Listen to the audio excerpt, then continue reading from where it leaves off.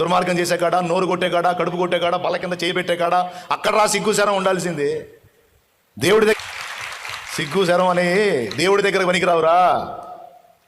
తప్పు చేసే కాడ సిగ్గు ఉండాలి, వ్యభిచారం చేసే కాడ, దుర్మార్గం చేసే బల్ల కింద చేయబెట్టే కాడ అక్కడ సిగ్గు శరం ఉండాల్సింది. దేవుడి దగ్గర కాదు.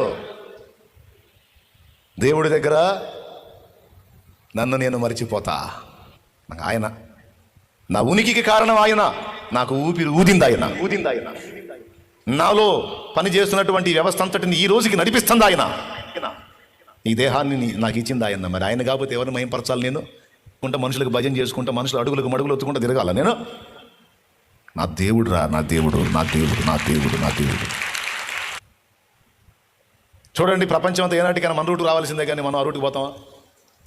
ఏనాటికైనా ప్రపంచం మొత్తం ఆయన ముందు నిలబడాల్సిందే కానీ ఆయన దగ్గర నుంచి పారిపోగలమా? ఈరోజు నేను ఎగతాళి చేసిన వాడు కూడా రేపు ఒకనాడు వచ్చి వాడు కూడా భజన చేయాల్సిందే నీతో ఉంది. స్తుతి వలన బహుళ ప్రయోజనం ఉంది. 3 విషయాలు చెప్పాను. నంబర్ 1, దురాత్మ పీడనలు వదిలిపోతాయి. వెంట బాగానే వింటున్నారు కానీ స్తుతించట్లా. తీసుకుంటారుగా ఇంకా దేవుని దగ్గర మెలికలు తిరగరుగా.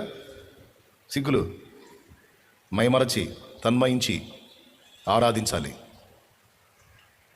అంతే. దేవుడు అంటే తల ఉంచాలంతే. నా దేవుడు స్తోత్రం, హల్లెలూయా.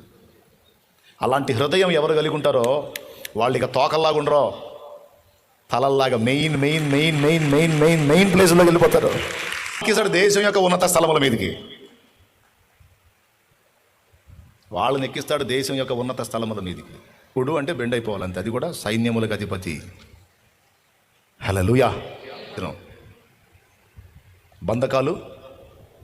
3వ ప్రయోజనం, మాంత్రిక శక్తుల ప్రయోగాలు సైతం, శత్రువుల కుట్రలు సైతం నాశనం అయిపోతాయి.